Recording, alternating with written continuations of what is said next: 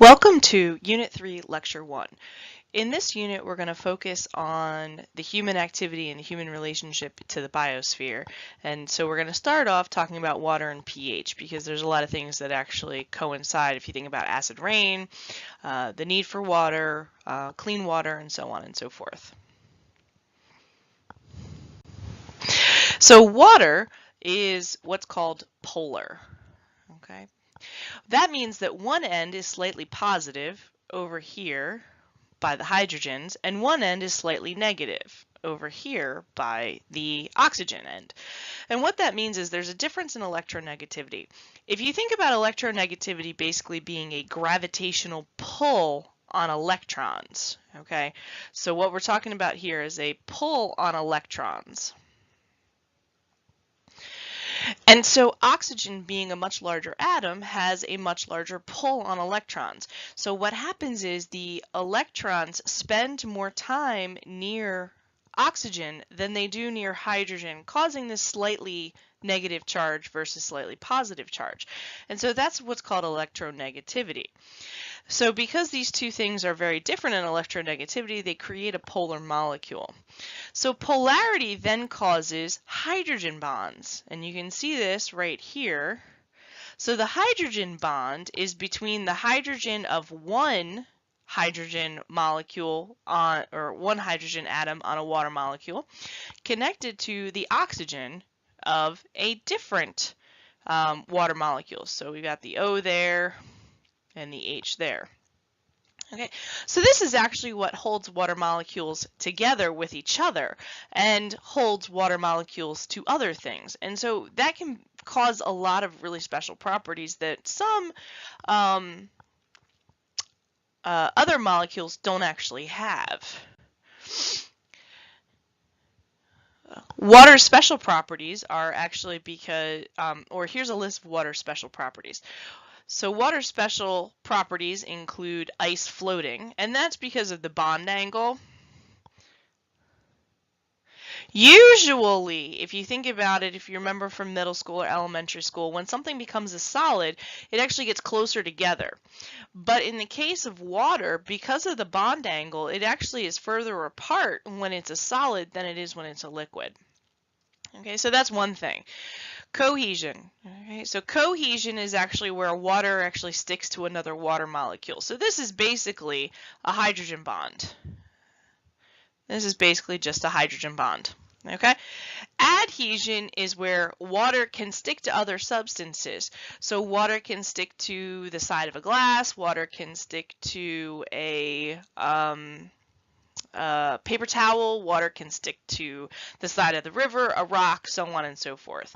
Okay, cohesion is actually what makes water droplets.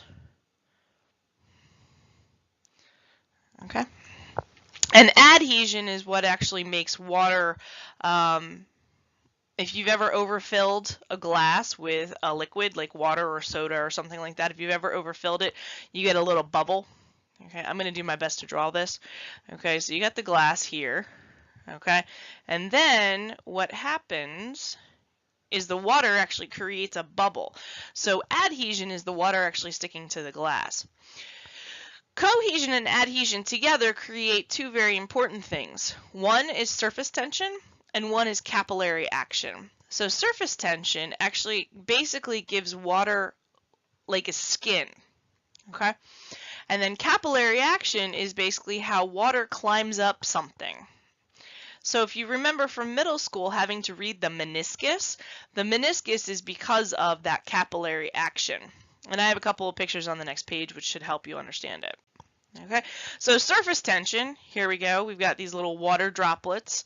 Okay, we've got a water strider actually walking on the water. Right? Some bugs can actually walk on the water. And then we've got capillary action where you can see here, okay, you can see the water actually climbs up the glass a little bit, or you can even try this one at home. If you're going to pick up something with a paper towel, like wipe up something that you spilled, okay, if you just put the paper towel in it, the water will actually creep up the paper towel. Okay, it's like magic. It's really cool. So one of the things that we need to talk about is how water impacts the environment, because it's really important to that, and then how we impact the water on top of that. And so one of the things that I want to remind you is, why do you care? Okay, in your body, water means hydration. So hydration is important because chemical reactions happen in water. So your nervous system, your everything that runs your body, okay, it requires water to run. So that's why you need to actually have water. Okay, water is also part of our temperature control, sweating. Okay, if you don't have water to sweat, okay, your body will actually overheat, and then it will cause issues. So in your body, this is what it does. And then on a much larger scale, it basically does a lot of this stuff for the earth. All right, so, and that's one of the things, like I said, we're going to talk about. We're going to talk about how water is important to earth, and we're going to talk about how we impact that. So one of the things that is also important when it comes to water is what's called the pH scale. You've probably heard about this in middle school or elementary school. Okay, so the pH scale is whether something is an acid, base, or neutral, and it's based on ions. Okay, so here's a big thing here. So an acid has more hydrogen ions than what are called hydroxide. So OH equals hydroxide ions. Okay, so those are hydroxide ions. So it's usually 0 to 7. Sometimes people say 0 to 6 or 0 to 6.5, because 7 is technically neutral. All right, so if you're off of 7, but there's a lot of, and you're going to see in the next slide, but there's a lot of difference on the pH scale. So not necessarily a hard and fast rule about where we end up, but so acid is lower. So a higher acidity content is lower on the pH scale. A lower acidity content is higher on the pH scale. So, just something to remember. So a base is 7 to 14 on the pH scale, and that's where we actually have less hydrogen ions than hydroxide ions. And talk about donating ions and so on and so forth. And then neutral means that we are 7 on the pH scale, and we have hydrogen ions, hydroxide ions, and pure water. Okay, so that's all mixed in together. Here's a visual representation of the pH scale, and you can see some examples here, and there are more examples in your book. But pH scale is what's known as a log scale. So that means every single step on the pH scale is a 10 times change. So as you keep getting more acidic, you're multiplying by 10, or as you keep getting more basic, you divide by 10. Okay, and so you can see here that it's a change in, and this is talking about hydrogen ions. If we were talking about hydroxide ions, which is actually called POH, which you're actually going to talk about more in chemistry next year, but if we were talking about POH, this would be flipped, because they're basically inverse of each other. pH is the opposite of POH. Okay, but right now we're just focused on pH. Okay, so as you keep getting more acidic, you're going to multiply, and as you keep getting more basic, you're going to divide.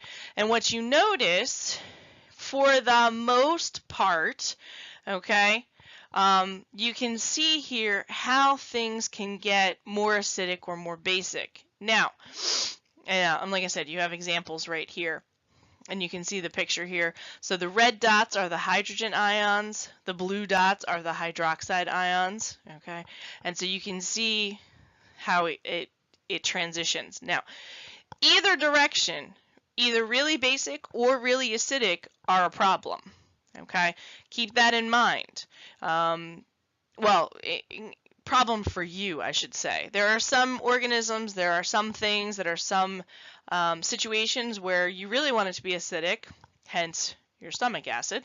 Okay, but there are some cases where you don't. All right, battery acid. Okay, you don't want to drink battery acid. Terrible idea. Okay, but you need that battery acid to actually do its job. Okay, but for your body, it would be a problem. Okay, so the pH scale, like I said, the biggest thing to remember is that it is a log scale, all right, that goes by a factor of 10. Okay, wrap up.